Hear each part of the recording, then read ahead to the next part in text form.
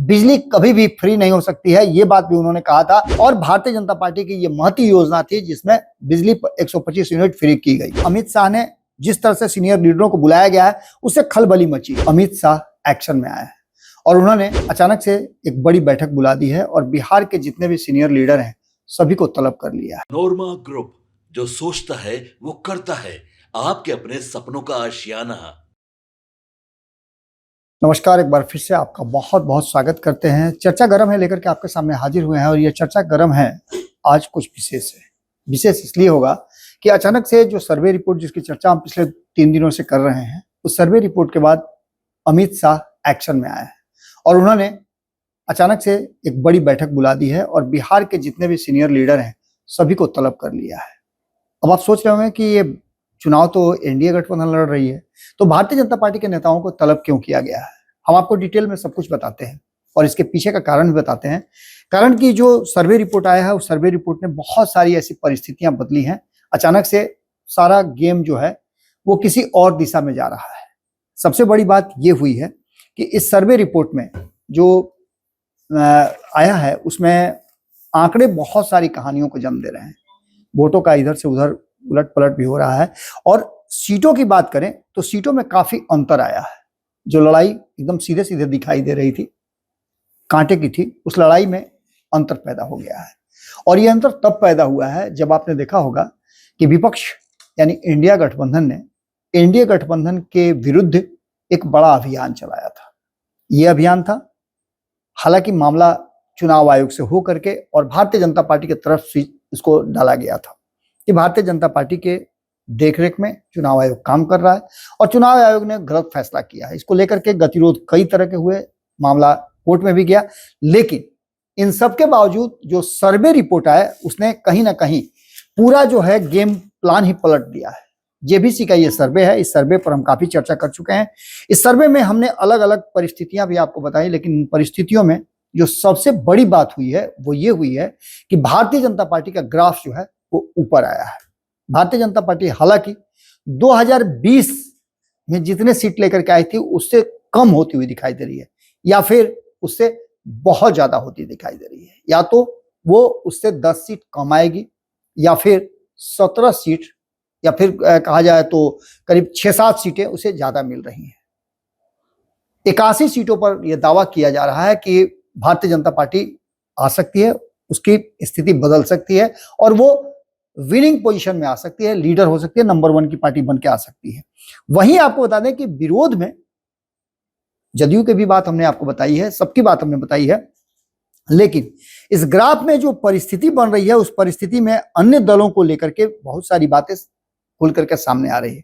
इस बार पहले से बेहतर प्रदर्शन करते हुए दिखाई दे रहे हैं चिराग पासवान। अब तक जितनी भी चुनाव उन्होंने लड़े हैं बिहार में, उन सभी चुनावों में से बेहतर प्रदर्शन करते हुए दिखाई दे रहे हैं। 2005 की अगर बात छोड़ दें तो बाकी के जितने भी चुनाव उन्होंने लड़े हैं उससे अच्छा प्रदर्शन करते हुए दिखाई दे रहे हैं। तो वहीं नीतीश कुमार का ग्राफ थोड़ा नीचे जा रहा है और ऐसी स्थिति में जब नीतीश कुमार का ग्राफ नीचे जा रहा हो तो भारतीय जनता पार्टी के लिए जो उसकी रणनीति थी उस रणनीति के हिसाब से तो निश्चित रूप से उसे कुछ विशेष करना चाहिए और विशेष करने के लिए ही उसने दिल्ली में अचानक से बैठक बुलाई है। आपने देखा होगा कि अमित शाह जब बिहार आए तो थे वो कार्यक्रम करने के लिए, एक धार्मिक कार्यक्रम था, माता सीता के मंदिर के निर्माण के लिए शिलान्यास करने आए थे, लेकिन मंच पूरी तरह से राजनीतिक हो गया था। उन्होंने राजनीतिक चर्चाएं की, राजनीतिक बयानबाजियां हुई, उन्होंने अपने विरोधियों पर हमला भी किया, क्या नहीं किया, क्या किया है। 2005 से पहले का बिहार की चर्चा हुई, खूब उस मंच से राजनीतिक बातें हुई। लेकिन अब जो वर्तमान स्थिति बनी है उसमें भारतीय जनता पार्टी को ऐसा लगने लगा है कि उसका ग्राफ बढ़ रहा है तो थोड़ा उसको और टाइट करके स्क्रू और बढ़ाया जाए। इसको लेकर के अमित शाह ने पूरा मामला जो है अपने हाथ में ले लिया। जैसा कि आपको पता होगा कि जब हमने आपको कई बार बताया है कि केंद्रीय चुनाव होता है, यानी कि जब प्रधानमंत्री का चुनाव और लोकतांत्रिक चुनाव के तहत लोकसभा के लिए जब मत डाले जाते हैं तो उससे 3 महीना पहले यानी 100 दिन 90 दिन पहले प्रधानमंत्री अपने हाथ में पूरे बागडोर थाम लेते हैं चुनाव का और उसके बाद से वो अपने हिसाब से रणनीति बनाते हैं। लेकिन राज्यों में जब चुनाव होता है तो अमित शाह के जिम्मे ये दिया हुआ है कि अमित शाह उसका कमान थाम ले।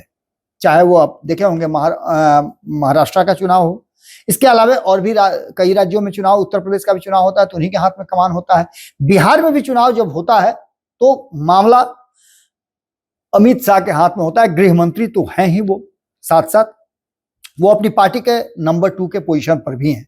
हालांकि नंबर 2 तो राजनाथ सिंह को कहा जाता है, लेकिन फैसले लेने के लिए अमित शाह को पूरी तरह से एक तरह से समझिए तो वो नंबर 2 के फैसले में रहते हैं। और उन्होंने जब बैठक बुलाई है तो ये बैठक निश्चित रूप से अहम होगी। इस बैठक में जिन लोगों को बुलाया गया है वो सभी बिहार के मामले में फैसला लेने के लिए अधिकृत किए गए हैं। इनमें से सबसे बड़ा नाम जो है वो ये है कि दोनों प्रभारी हैं, प्रभारी और सह प्रभारी, उनको बुलाया गया है। तो साथ साथ आपको बता दें कि विनोद तावड़े के साथ साथ दीपक प्रकाश को भी इसमें बुलाया गया है। तो वहीं भिखुभाई दलसानिया भी इसमें शामिल होंगे और संगठन महामंत्री जो हैं नागेंद्र जी, उनको भी बुलाया गया है। अब तो वो क्षेत्रीय प्रबंधन में लगे हुए हैं, लेकिन बिहार के मामले में चूंकि वो लंबे समय से बिहार को देख रहे हैं, आरएसएस से उनका एक बहुत ही मजबूत संबंध है। और इस बार के चुनाव में जो ताजा सर्वे आए हैं उस सर्वे ने बहुत सारी परिस्थितियों को बदला है। उन परिस्थितियों को देखते हुए जो हालात हैं उस पर मंथन करने के लिए और अपने सहयोगियों को न बुला करके पहले अपने भीतर वो सब कुछ कर लेना चाहिए। जैसा कि आपको हमने बताया भी पहले है कि 15 सितंबर से लेकर के 20 सितंबर के बीच में किसी भी दिन ये घोषणा हो सकती है आचार संहिता की। और उसके बाद से आपको पता है कि आचार संहिता लग जाने के बाद, अधिसूचना जारी हो जाने के बाद फिर बहुत सारी बातें आपको देखने को मिल जाएंगी। सीधे तौर पे उससे पहले जब एनडीए गठबंधन के सीट शेयरिंग का समझौता हो, उससे पहले भारतीय जनता पार्टी खुद तय कर लेना चाहती है कि उसे किन किन सीटों पे चुनाव लड़ना है। हम आंकड़ों की बात नहीं कर रहे हैं, हम सीटों की बात कर रहे हैं। उसकी अभी जो वर्तमान में 80 सीटें हैं, उन 80 सीटों में से वो किन किन सीटों पे चुनाव लड़ेगी, किस पर क्या परफॉर्मेंस है और इंटरनल सर्वे क्या कहते हैं। हमने आपको इंक इनसाइड का सर्वे दिखाया, हमने आपको पोल ट्रैकर का सर्वे दिखाया, हमने आपको और भी कई तरह के सर्वे दिखाए। और इस सर्वे में जेवीसी का सर्वे जो आया है वो अंतिम सर्वे हम आपके सामने लेकर के आए हैं। हमारी टीम जो काम कर रही है उसके आधार पर भी हमने आपको बताए हैं। लेकिन इस सर्वे में विधायकों के परफॉर्मेंस क्या है। जो अभी 80 विधायक, हालांकि जीत करके 2020 में 74 ही आए थे, लेकिन बाद में फिर कुछ वीआईपी के लोग चले गए और कुछ लोग 2024 में जब नीतीश कुमार दोबारा वापसी की एनडीए गठबंधन में, तो कई लोगों ने राष्ट्रीय जनता दल और कांग्रेस से बाहर निकल करके कोई भाजपा में, कोई जदयू की तरफ अपना स्विच किया है। उसी में से यह आंकड़ा जो है नंबर 1 की पार्टी बनकर के भारतीय जनता पार्टी बिहार में है और फैसले भी लगभग वही ले रही है। इसको लेकर के आपने देखा होगा विपक्ष हमले भी कर रहा है। लेकिन अमित शाह ने जो बुलाई है बैठक, उसमें 3 सितंबर को सभी जो महानुभाव हैं बिहार के, उन सभी को बुलाया गया है। हमने आपको पहले बताया कि दोनों जो प्रभारी हैं, प्रभारी और सह प्रभारी, विनोद तावड़े, दीपक प्रकाश, भिखुभाई दलसानिया, नागेंद्र जी, इन सबको बुलाया गया है। इसके साथ साथ आपको बता दें कि इसमें सबसे बड़ी बात यह हुई है कि प्रदेश के अध्यक्ष दिलीप जायसवाल को भी बुलाया गया है, उप मुख्यमंत्री सम्राट चौधरी भी जाएंगे, विजय कुमार सिन्हा को भी बुलाया गया है। इसके अलावा गिरिराज सिंह के साथ साथ इसमें नित्यानंद राय को भी शामिल किया गया है। ये सभी बिहार के मामलों के जानकार हैं और बिहार के मामलों में इनको अमित शाह ने एक अलग तरह से इनको चार्ज दे रखा है। इसमें से गिरिराज सिंह हार्डकोर नेता हैं, उनको किस तरह से एक्ट करना है इसलिए उनको बुलाया गया, और दूसरी तरफ से सवर्ण समाज से आते हैं इसलिए भी उनका रहना जरूरी था। हालांकि सवर्ण समाज से ही आते हैं विजय कुमार सिन्हा भी। इन सभी लोगों को बुला करके और अमित शाह अंतिम जो मंत्र है उनका वो देना चाहते हैं। 3 सितंबर को ये बैठक हो गई और 3 सितंबर की इस बैठक में जो आंकड़े आए हैं, चाहे वो आंकड़े जिस तरह से भी आए हों, बिहार चुनाव को लेकर के इसमें चर्चा होगी। और इस चर्चा में सीट बंटवारे पर अंतिम फैसला लिए जाने से पहले किन सीटों पे कोई समझौता नहीं करना है। 80 सीटें तो आपने देख ली, ये 80 सीटें उनके विधायक हैं। इनमें से कौन से विधायक का परफॉर्मेंस बेहतर नहीं है, किसका आंकड़ा ग्राफ नीचे गिरा हुआ है, इसमें से कई विधायकों के नाम आपने देखे होंगे जिनके ग्राफ नीचे चल रहे हैं। तो एक तो सबसे बड़ी बात यह है। इसके साथ साथ अमित शाह ने जिस तरह से सीनियर लीडरों को बुलाया गया है उससे खलबली मची है।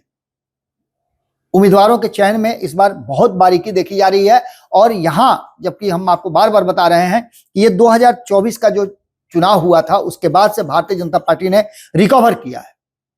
उस रिकवर करने में भारतीय जनता पार्टी ने खुद को नीतीश कुमार के पीछे पीछे रखा जरूर है, लेकिन रणनीतियां उसकी काम करनी शुरू हो गई है। और उसकी कई रणनीतियां आपने देखा होगा कि नीतीश कुमार जिस मामले को, जिस फैसले को कह दिया था कि ध्रुव सत्य है कि अब इस फैसले को हम टार नहीं सकते हैं, जैसे कि उन्होंने शराबबंदी वाला कानून आपने देखा होगा कि उससे किसी तरह का समझौता नहीं करने की बात कही थी, वैसे ही बिजली कभी भी फ्री नहीं हो सकती है, ये बात भी उन्होंने कहा था, जिस पर उन्होंने समझौता किया। और भारतीय जनता पार्टी की ये महती योजना थी जिसमें बिजली 125 यूनिट फ्री की गई।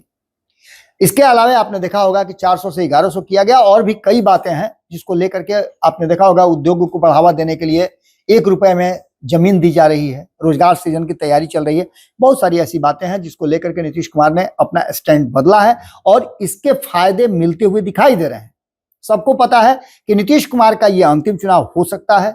ऐसे में भारतीय जनता पार्टी जो 20 साल से नीतीश कुमार की सेवा कर रही है, उनके पीछे पीछे चल रही है, उनका झोला ढो रही है, वो इस बार पूरी तरह से अलर्ट है।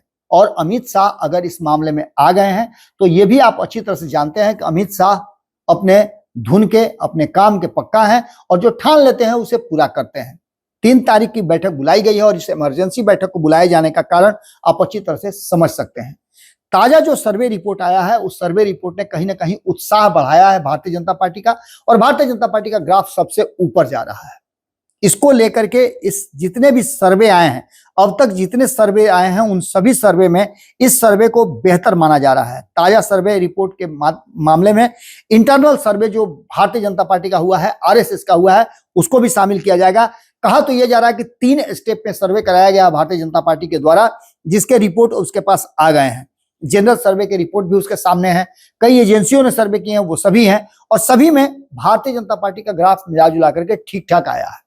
ऐसे में विधायकों के परफॉर्मेंस पर बहुत कुछ टिका हुआ है, और जो उनके साथी जो हैं वो डिमांड कर रहे हैं कुछ सीटें, उनके साथ कैसे निपटा जाएगा, इसको लेकर के भी रणनीति बनाई जाएगी और इन सभी बातों को लेकर के मंथन का दौर चलेगा। इसके बाद अमित शाह सबको टिप देंगे और बताएंगे कि इसको कैसे निपटना है। सारी बातों का एक बात कि संख्या से ज्यादा इस बार कैंडिडेट चयन में और जिताऊ उम्मीदवार की जो प्रणाली होगी उसको बड़ी ठोक बजा करके तैयार किया जाएगा। इन सभी विषयों को लेकर के जो वर्तमान परिस्थिति बनी है वो साफ साफ इशारा कर रही है कि अमित शाह की यह बैठक बहुत अहम होने वाली है। इस बैठक को लेकर के कान तो निश्चित रूप से नीतीश कुमार के भी खड़े हुए हैं, कान तो खड़े चिराग पासवान के भी होंगे।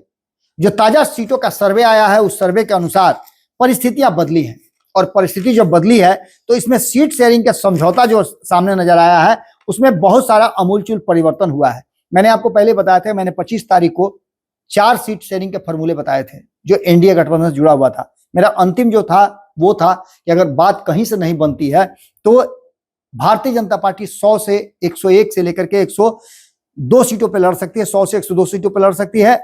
जनता दल यूनाइटेड 102 से 105 सीटों पर लड़ सकती है। एलजेपी को 25 से 28 सीटें दी जा सकती हैं, और हिंदुस्तानी अवाम पार्टी को थोड़ा नीचे आना पड़ेगा, या हो सकता है 1 सीट पिछली बार से ज्यादा मिल जाए। वहीं आरएलएम उपेंद्र कुशवाहा की पार्टी है, उन्हें 5 से 7 सीटें मिलेंगी। लेकिन ये सब कुछ अभी सिर्फ कयासों के बाजार में है, फाइनल नहीं है। और फाइनल रिपोर्ट जहां तक हमारी नजर में है उसमें सीटों शेयरिंग के समझौते में निश्चित रूप से भारतीय जनता पार्टी इस बार जो कहा जा रहा है कि कैंडिडेट चयन की बात होगी, इस बात को लेकर के चिराग पासवान ने भी कह दिया है कि सीटों की संख्या से ज्यादा जिताऊ कैंडिडेट की जरूरत है। और उन्होंने ये बात कहा भी है कि हम अपने ही दल के सिंबल पे नहीं बल्कि हम बिहार में 243 सभी सीटों पे चुनाव लड़ेंगे और सभी सीटों पे हम बराबर बराबर तवज्जो देंगे। हमें 225 का लक्ष्य पार करना है। अब देखना दिलचस्प ये होगा कि किस तरीके से अमित शाह की इस मीटिंग को लिया जाता है और इस मीटिंग के बाद क्या कुछ होता है। जो ताजा सर्वे आया है उसमें वोटों का स्विंग जो दिखाया गया है उससे काफी उत्साहित है अमित शाह। अगर ये हो जाता है तो निश्चित रूप से अमित शाह की स्ट्रेटजी काम करेगी और उस पर क्या कुछ निकल के आता है हमारी नजर बनी हुई है। दिल्ली की बैठक पर हमारी टीम पूरी तरह से एकदम समझिए माइक्रो लेवल पे उसकी जांच पड़ताल कर रही है। सूत्रों से जो जानकारी छन छन के आ रही है वो साफ बता रही है कि ये बैठक काफी अहम है और इस बैठक के बाद बिहार की राजनीति में एक बड़ा आमूलचूल परिवर्तन खास करके एनडीए गठबंधन के भीतर होने वाला है। जुड़े रहिएगा भारत लाइव के साथ। चर्चा तो शुरू हो ही गई है। अब इस चर्चा में आगे क्या कुछ निकल के सामने आता है हम आपको एक एक अपडेट बताते रहेंगे। बहुत बहुत धन्यवाद। नमस्कार। आपके सपनों को हमने सजाया है, ई होम्स पैनोरामा को हमने बनाया है। ई होम्स मेरा एक सपना था जिस पे मैं पिछले 4 साल से काम कर रहा था। हमने जो बनाया है वो सबने है माना। ई होम्स पैनोरामा में हो आपका भी आशियाना। और फाइनली हमने 2021 में इस प्रोजेक्ट को लॉन्च किया। बहुत लोग अप्रिशिएट कर रहे हैं कि पूर्णिया जैसे शहर में, बिहार के, एक तो बिहार की बात करें उसमें भी पूर्णिया जैसे छोटे जगह में इस तरह का लाइफस्टाइल देना, ये सुन के हम लोगों को बहुत अच्छा लगता है। ई होम्स में हमने कुछ और भी किया है, जैसे हम जिस जगह में रह रहे हैं हमारे फैमिली सिक्योर हो, उनको सिक्योरिटी का ध्यान में रखा है।